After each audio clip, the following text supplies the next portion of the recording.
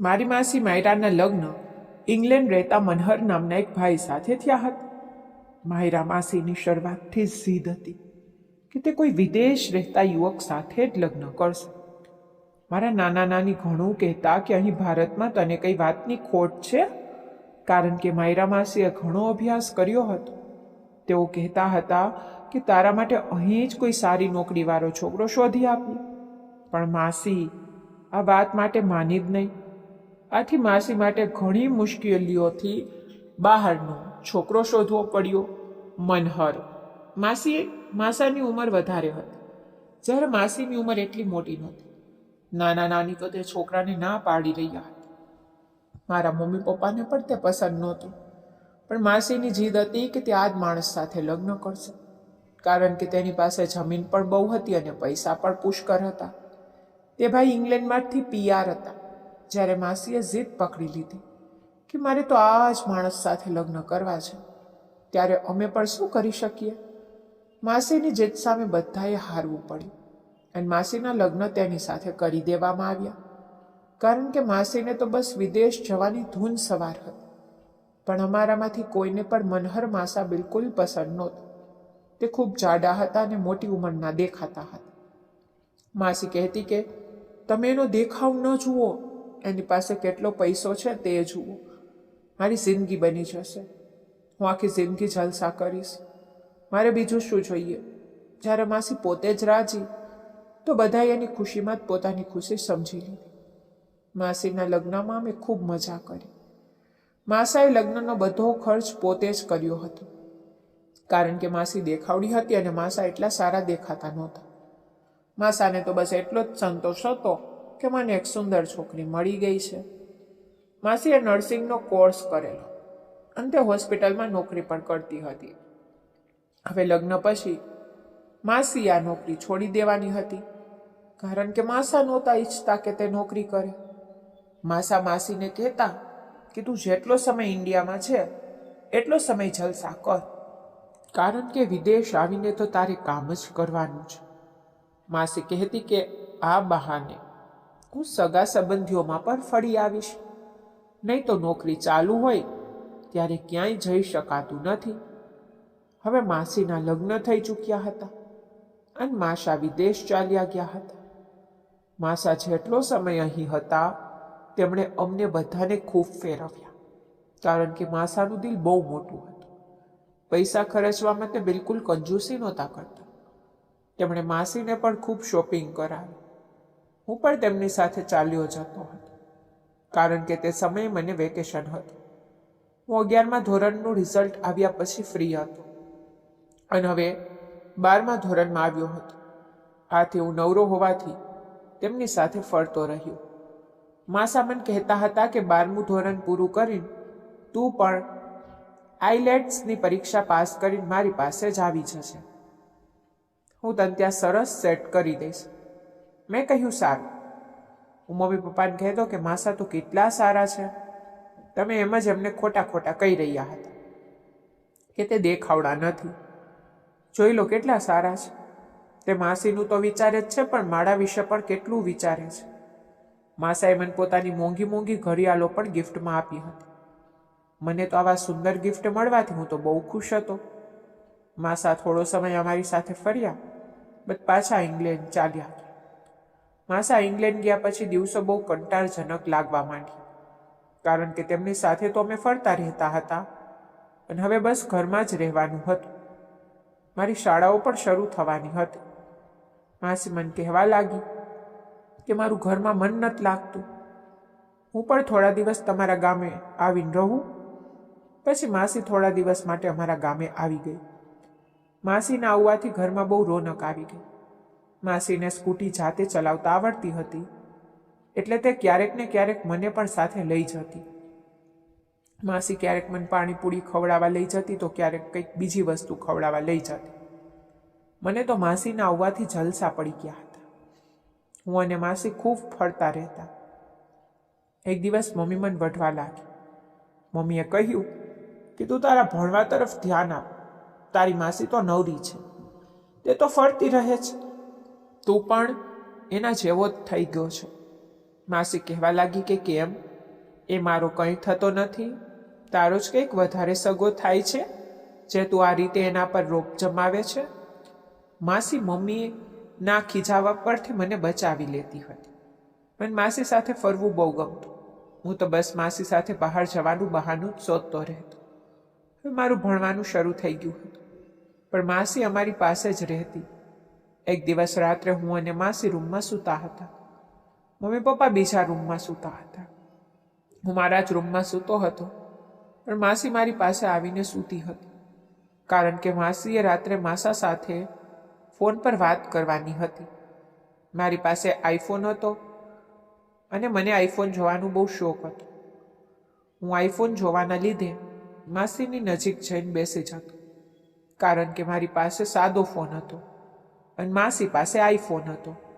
હું માસીને ઘણીવાર કહી દેતો કે માસી, જ્યારે તમારા વિદેશના વિઝા આવી જાય ને ત્યારે તમે આઈફોન મને આપીને જજો. માસી કહેતી હા સારું. માસી મને બહુ વહાલ કરતી હતી. એક દિવસ રાત્રે બહુ જોરદાર વરસાદ પડી રહ્યો હતો. માસી મને કહેવા લાગી ચાલ આપણે અગાશી પર જઈએ, વરસાદની મજા લઈશું.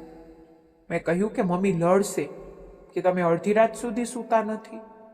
તો માસી કહેવા લાગી તું વરસાદમાં ઊભીને મારી રીલ્સ બનાવી દે. ચોમાસાની ઋતુ હતી અને અમે વરસાદમાં ઊભા રહીને રીલ્સ બનાવી રહ્યા હતા. હું માસીની રીલ્સ બનાવી રહ્યો હતો અને ઠંડો ઠંડો પવન ચાલી રહ્યો હતો. અગાસી પર નજારો જ કંઈક અલગ હતો. અમે નવું જ મકાન બનાવ્યું હતું અને ત્યાં બેસવા માટે અલગ જગ્યા રાખી હતી. હું અને માસી છાનામાના અગાસી પર ચાલ્યા ગયા અને ત્યાં રીલ્સ બનાવી રહ્યા હતા. માસીએ મારી રીલ્સ બનાવી અને મેં માસીની રીલ્સ બનાવી. રીલ્સ બનાવ્યા પછી માસી કહેવા લાગી કે તું અહીં જ ઊભો રહે, મારા કપડાં બહુ ભીના થઈ ગયા છે, હું હમણાં જ બદલીને આવું છું. હું ત્યાં જ ઊભો રહીને વરસાદની મજા માણી રહ્યો હતો. માસી જ્યારે કપડાં બદલીને આવી ત્યારે હું માસીની સામે જ જોતો રહી ગયો, કારણ કે માસીએ સારા કપડાં પહેરેલા હતા. આવા કપડામાં માસીને જોઈને મારું મન વિચલિત થઈ ગયું. માસી મને કહેવા લાગી ચાલ હવે આપણે બીજા ફોટા પાડીએ. માસી મારા ખંભા પર હાથ મૂકીને સેલ્ફી લઈ રહી હતી. જ્યારે હું માસીની નજીક આવી રહ્યો હતો ત્યારે મને કંઈક અલગ જ અહેસાસ થઈ રહ્યો હતો. હું પણ બહુ ભીંજાયેલો હતો. તે મને કહેવા લાગી ચાલ હવે તું પણ જઈને કપડાં બદલી આવ, તારી સાથે આ રીતે સેલ્ફી લેવામાં મજા નથી આવતી.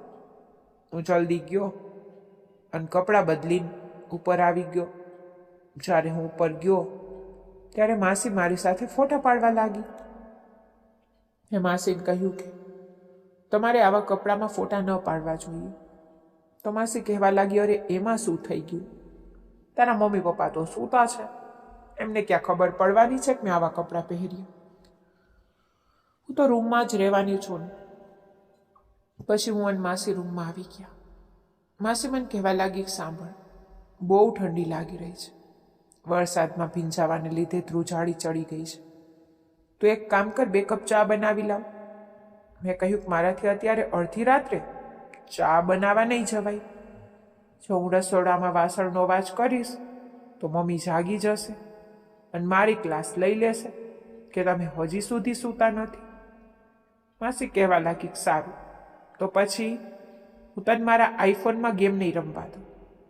ગેમ રમવાના લાલચમાં હું જલ્દીથી છાના પગલે જઈને ચા બનાવી લાવ્યો. મેં અને માસીએ રૂમમાં બેસીને ચા પીધી.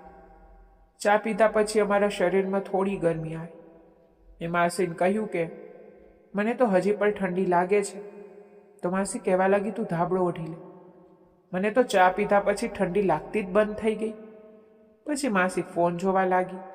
હું જાણી જોઈને ફોન જોવાના બહાને માસીના ખંભા પર માથું રાખીને સૂઈ ગયો અને માસીને પણ ધાબળાની અંદર લઈ લીધી.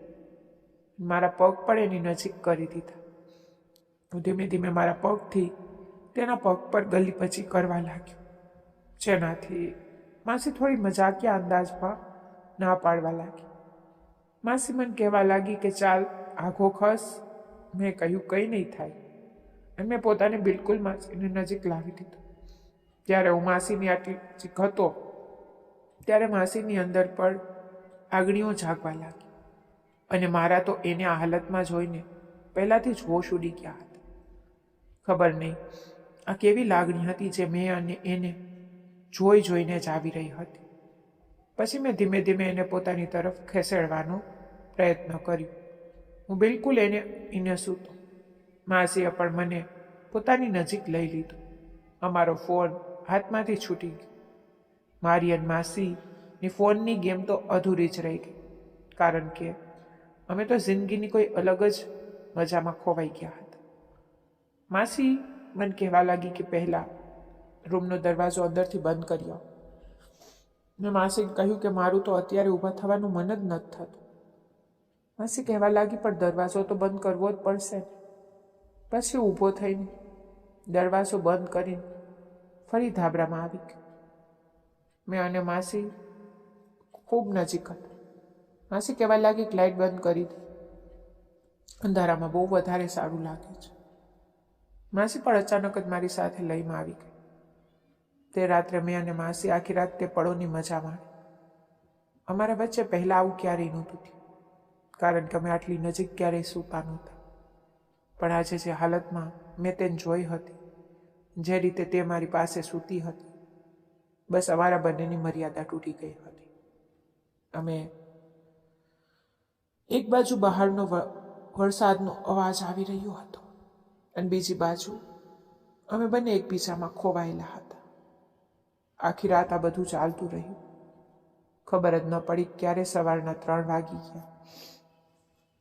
માસી મને કહેવા લાગી હવે મને સૂઈ જવા દે, હું તો અહીં જ રહેવાની છું. મેં માસીને પૂછ્યું તમને કેવું લાગ્યું? માસી કહેવા લાગી બહુ સરસ, તારામાં તો કંઈક અલગ જ વાત છે.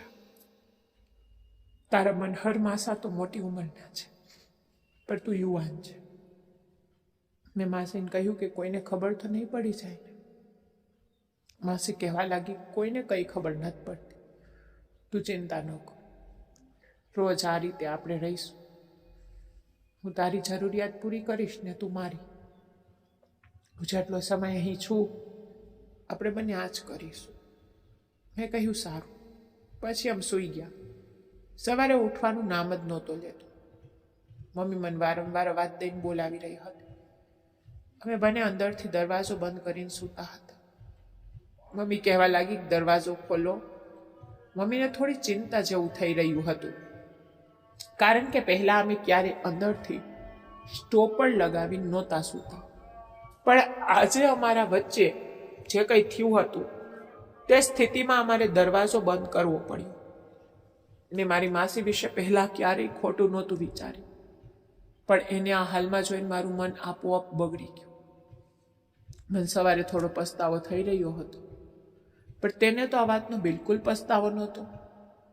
તે કહેતી કે આ બધું તો આજકાલ સામાન્ય છે. માસીએ મને ચેતવ્યો હતો કે તું ભૂલથી પણ આ વાત ક્યારેય કોઈને ન કહેતો. મેં તેને કહ્યું તમારો મગજ ખરાબ છે, હું કોઈને આ વાત કહીશ? માસી કહેતી કે તારા કોઈ ભાઈબંધ દોસ્તારને પણ આ વાત ન કહી બેસતો, નહીં તો વાત આગળ વધતા વધતા ઘરમાં આવી જશે. પણ જોજે શું થાય છે. મેં કહ્યું ના ના, એવી કોઈ વાત નહીં થાય. મારી માસીને જુવાન છોકરાઓ પસંદ હતા. આ વાત એણે મને એક દિવસ કહી હતી. તે કહેતી કે મને તો શરૂઆતથી જ જુવાન છોકરાઓ ગમે છે, જે મારાથી નાના હોય. બસ તારા માસા સાથે તો મેં પૈસાના લીધે લગ્ન કર્યા. મેં પૂછ્યું કે તમે પહેલાં પણ ક્યારે મારા જેવા કોઈ છોકરા સાથે આવું કર્યું હતું? માસી આ વાત હસવામાં ઉડાવી દીધી. એણે મને આ વાતનો કોઈ જવાબ જ ન આપ્યો. મને લાગતું હતું કે જે હિસાબે માસી અચાનક મને આ બધી તક આપી દીધી, તે જોતા જ માસી પહેલાં પણ આ બધું કરતી જ હશે. એના માટે આ વાત નવી નહોતી. હવે મારું 12મા ધોરણનું ભણવાનું શરૂ થઈ ગયું. હું તો 12મા ધોરણમાં પણ હું એવો દેખાતો જાણે કોલેજમાં ભણતો હોઉં. મારી પર્સનાલિટી બહુ સરસ હતી, જેના પર માસી મોહિત હતી. માસી કહેતી કે જ્યારે હું તારી સાથે શહેરમાં જાઉં છું ત્યારે મને એવું લાગે છે કે જાણે તું મારો પતિ હોય. તું બિલકુલ એવો નથી લાગતો કે 12મા ધોરણનો છોકરો હોય. તું તો મારી જ ઉંમરનો લાગે છે.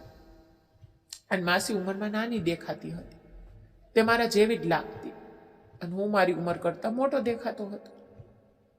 માસી મને ઘણીવાર શાળામાં રજા પડાવી દેતી અને મન પોતાની સાથે શહેરમાં લઈ જતી, કારણ કે માસીને શોપિંગ કરવાનો બહુ શોખ હતો. માસા વિદેશથી માસીને છૂટા હાથે પૈસા મોકલતા હતા, જેના કારણે માસી બહુ ખુલ્લા દિલથી ખર્ચ કરતી હતી.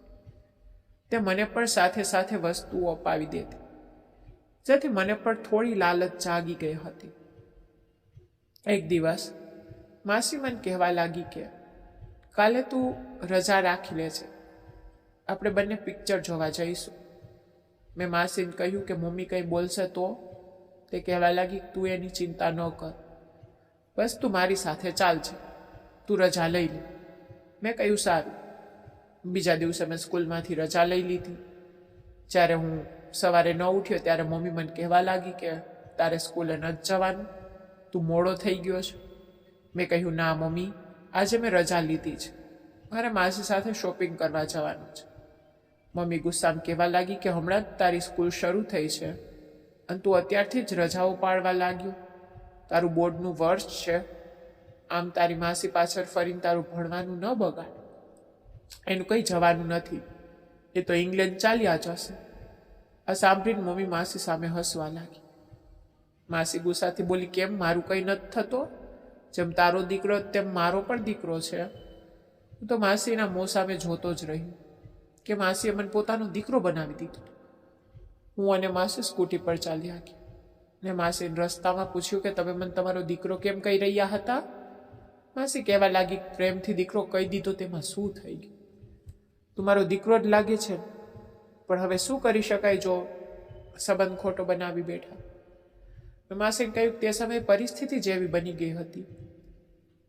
માસી કહેવા લાગી ચાલ એક વાત તો જણાવ, તારી સ્કૂલમાં કોઈ ગર્લફ્રેન્ડ છે? મેં કહ્યું ના ના માસી, હું તો આ બધી વાતોથી હજી સુધી દૂર છું. માસી કહેવા લાગી તારામાં આટલી બધી વાતો છે, તને આ બધી વાતોનું આટલું નોલેજ છે, અને તે હજી સુધી ગર્લફ્રેન્ડ નથી બનાવી? એવું તો બની જ ન શકે. મેં કહ્યું સાચે જ માસી, મેં કોઈ ગર્લફ્રેન્ડ નથી બનાવી, કારણ કે મને કોઈ છોકરીમાં રસ જ નથી. મારી ક્લાસમાં તો એવી છોકરીઓ છે કે બસ ભણવા પર જ ધ્યાન આપે, કોઈ એવી છોકરી નથી, અને મેં પણ ક્યારેય કોઈ છોકરી તરફ ધ્યાન નથી આપ્યું. પણ માસી મારી આ વાત માનતી નહોતી. માસી કદાચ મને થોડો વધારે જ આગળ વધેલો સમજતી હતી. હું અને માસી પહેલાં શોપિંગ કરવા ગયા, પછી અમે બંને પિક્ચર જોવા ગયા. થિયેટરમાં બહુ અંધારું હતું. અમે બંને ત્યાં તે સમયનો પૂરેપૂરો આનંદ લીધો. પછી માસી મને કહેવા લાગી કંઈ તો સારું નથી, આપણે કોઈ હોટેલમાં જઈએ, ત્યાં 2-4 કલાક સાથે રહીશું. અને પણ આનંદ આવી ગયો. મેં કહ્યું ચાલો ચાલો. હું અને માસી એક હોટેલમાં ગયા. માસી મને કહેવા લાગી મોં પર માસ્ક લગાવી લે, નહીં તો અહીં આપણને કોઈ જોઈ લેશે. પણ માસીએ એક બહુ મોંઘો રૂમ લીધો. રૂમ એટલો સુંદર હતો કે મેં જિંદગીમાં પહેલી વાર એવો રૂમ જોયો હતો. હું અને માસી રૂમની અંદર ચાલ્યા ગયા. માસીએ નાના અને મને કહેવા લાગી કે હું તો પહેલાંથી જ વિચારીને આવી હતી કે આપણે બંને આજે અહીં જ આવીશું, એટલે જ તો હું અહીં આવી છું. મેં તેને કહ્યું કે આ બધું તો આપણે આપણા ઘરે પણ કરી શકતા હતા.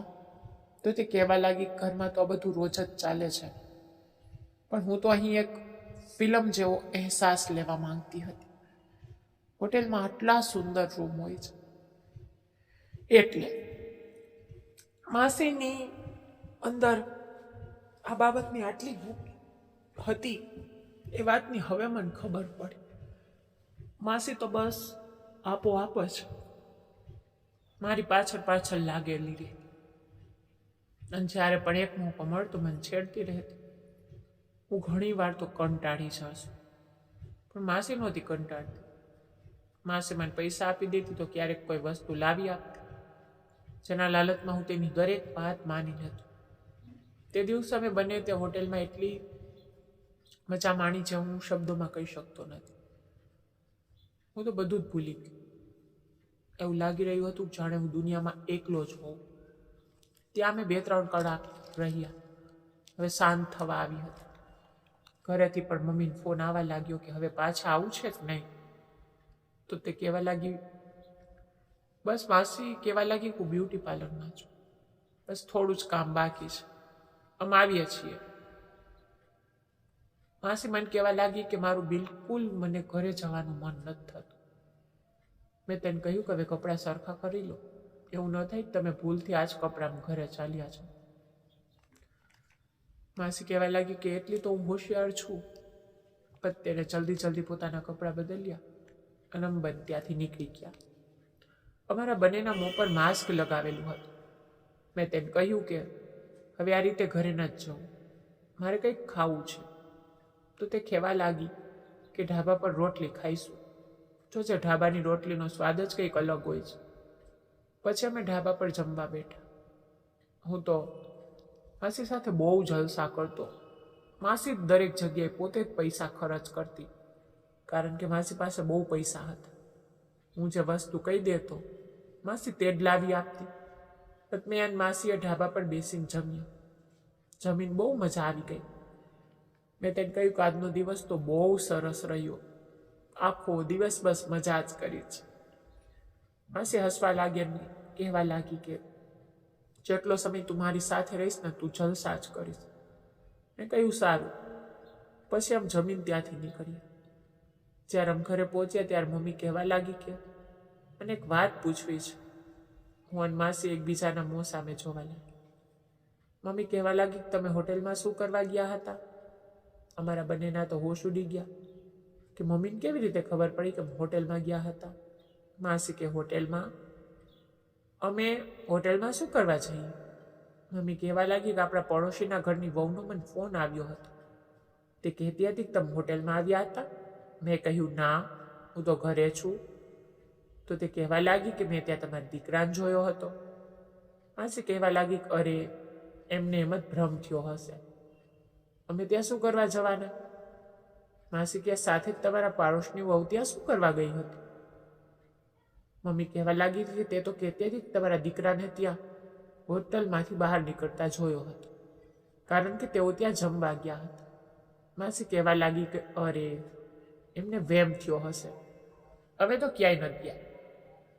મમ્મી કે મને પણ લાગે છે કે એમને ભ્રમ જ થયો હશે. આ રીતે વાત ટળી ગઈ. પછી રાત્રે હું અને માસી જ્યાં રૂમમાં ગયા ત્યારે માસી મને કહેવા લાગી કે આજે તો માંડ બચ્યા. સારું થયું તારા પાડોશીની વવે મને ન જો. જો એણે મને જોઈ લીધી હોત ને તો બહુ મોટી ગરબડ થઈ જાય. મેં કહ્યું હા માસી, હવે તો આપણે બહુ સંભાળીને રહેવું પડશે. મેં માસીને કહ્યું તમને પણ બહુ શોખ હતો બહાર જઈને મળીએ, જ્યારે ઘરમાં આપણે આટલી સારી રીતે મળી શકતા હતા અને આપણને અહીં કોઈની રોકટોક પણ નથી, તો પછી તમે ત્યાં કેમ લઈ ગયા? આ રીતે અમારી વચ્ચે થોડી દલીલ થઈ અને પછી અમે સૂઈ ગયા. રાત્રે રોજ જ માસી મારી નજીક આવી જતી અને મને ક્યારેય એમ જ ન મૂકતી. કેટલી વાર તો હું કંટાળી જતો, પણ તે બહુ રોમેન્ટિક હતી. એક દિવસ માસાનો વિડીયો કોલ મને આવ્યો. માસા કહેતા હતા કે મેં કાગળો મોકલી દીધા છે, બસ થોડા સમયમાં તારી માસીના વિઝા આવી જશે. માસાની વાત સાંભળીને થોડો ઉદાસ થઈ ગઈ. જ્યારે આ વાત માસીને ખબર પડી ત્યારે માસી બહુ ખુશ થઈ. તે કહેવા લાગી કે હાશ, મારું વિદેશ જવાનું કામ થઈ જાય પછી તો હું માલામાલ થઈ જઈશ. મેં માસીને કહ્યું તો પછી મારું શું? તો તે કહેવા લાગી કે તને તો ત્યાં જ બોલાવી લઈશ.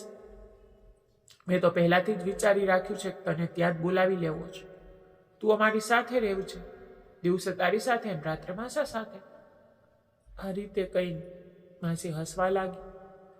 હવે હું અને માસી બહાર જવા માટે શોપિંગ કરતા હતા, પણ માસીના વિઝા હજી આવ્યા નહોતા. એક દિવસ હું અને માસી રાત્રે રૂમમાં બેઠા હતા. માસીએ તે દિવસે એક અજીબ હરકત કરી. માસીએ પોતાના પર્સમાંથી એક પિયરની બોટલ કાઢી અને મને કહેવા લાગી ચાલ તું પણ થોડી પી. મેં કહ્યું માસી મેં આ ક્યારેય નથી પીધી. હું તો માસીની બોટલ જોઈને જ હેરાન રહી ગયો તે કહેવા લાગી કે મને પાગલ ન બનાવ, મને બધી ખબર છે. આજકાલ સ્કૂલના છોકરાઓ પણ આ બધું કરે છે. મેં કહ્યું, હું સાચું કહું છું માસી, મેં ક્યારેય આવું નથી કર્યું. તે કહેવા લાગી, કાં તો બિયર છે, આ તો બધા માટે પીવી સામાન્ય વાત છે. માસીને કહ્યું, પણ હું નથી પીતો. આ વાત રાત્રે 9 વાગ્યાની આસપાસની છે. માસી મને વધારે જ આગ્રહ કરવા લાગી તો મેં દરવાજો અંદરથી બંધ કરી દીધો. અનુ માસી સાથે બેસીને બિયર પીવા લાગ્યો. મેં માસીને પૂછ્યું કે પહેલાં તમે બિયર પીધી જ? તો તે કહેવા લાગી, હા, હું હોસ્ટેલમાં રહેતી હતી ત્યારે ક્યારેક પી લેતી હતી. છોકરીઓ ત્યાં સામાન્ય રીતે પી લેતી હોય છે, પણ આજે બહુ સમય પછી પીધી છે. માસીએ મને થોડી પીવડાવી, પણ હું વધારે પીવા લાગ્યો અને મેં તો આખી બોટલ જ ખાલી કરી દીધી. આખી બોટલ પીધા પછી હું તેની નજીક ચાલી ઉઠી. કહેવા લાગી કે 1 મિનિટ ઊભો રહે, હું દરવાજો સરખો બંધ કરી દઉં. માસીએ દરવાજો અંદરથી બંધ કરી દીધો અને હું અને માસી ફરી. પછી રાત્રે ક્યારે ઊંઘ આવી ગઈ ખબર જ ન પડી. માસીને પણ બહુ નશો ચડી ગયો હતો. અડધી રાત્રે તે બાથરૂમ ગઈ, જેના લીધે તે દરવાજો બંધ કરવાનું ભૂલી ગઈ, કારણ કે એને નશો જ બહુ ચડ્યો હતો. અમે બંને આખી રાત તે જ હાલતમાં પડી, જેના કારણે અમારું આખું રહસ્ય ઘરના લોકો સામે ખુલી ગયું અને આ મારા માટે બહુ શરમજનક બાબત હતી. જ્યારે મમ્મીએ માસીને અવાજ દઈને ઉઠાડી ત્યારે માસી પણ એક ક્ષોભજનક સ્થિતિમાં આવી ગઈ, કારણ કે તેને ટૂંકા કપડાં પહેર્યા હતા. તે મારી સાથે ખોટી રીતે સૂતી હતી. મમ્મી કહેવા લાગી કે આ હું શું જોઈ રહી છું? તો માસી કહેવા લાગી કે શું થયું? મમ્મી કહેવા લાગી કે મેં બધું જોઈ લીધું છે, મારી સામે કોઈ પણ સફાઈ આપવાની જરૂર નથી, હું કોઈ અણસમજુ નથી. મમ્મી માસીને કહેવા લાગી કે જો આ તારો પોતાનો દીકરો હોત તો પણ તું આવું કરત? તે એને પોતાનો દીકરો સમજ્યો જ નહીં. માસી ચૂપચાપ ઊભી હતી. મેં પણ કોઈ જવાબ ન આપ્યો. પહેલાં તો માસી ઘણી સફાઈઓ આપી રહી હતી, પણ પછી તે ચૂપ થઈ ગઈ. તે કહેવા લાગી, આ તો હજી નાનો હતો, તું તો પરણેલી હતી, સમજદાર હતી. બસ મમ્મીએ પપ્પાને કંઈ ન જણાવ્યું, કારણ કે મમ્મી પપ્પા સામે માસીને અને મને બદનામ કરવા નહોતી માંગતી અને પપ્પાની નજરમાં પાડવા નહોતી માંગતી. પણ તે દિવસ પછી મમ્મીએ માસીને ક્યારેય ન બોલાવી અને માસી સાથે ક્યારેય કોઈ સંબંધ ન રાખ્યો. પપ્પા સામે મમ્મી કહી દેતી કે મારે એની સાથે કોઈ ઝઘડો થઈ ગયો છે. પપ્પા પણ બહુ ભોળા હતા. તેઓ પણ ક્યારેય મમ્મીની આ વાત વિશે વધારે નહોતા પૂછતા. મમ્મીએ મને માસી સાથે ક્યારેય વાત ન કરવા દીધી કે ન તો ફોનમાં એનો નંબર રાખવા દીધો.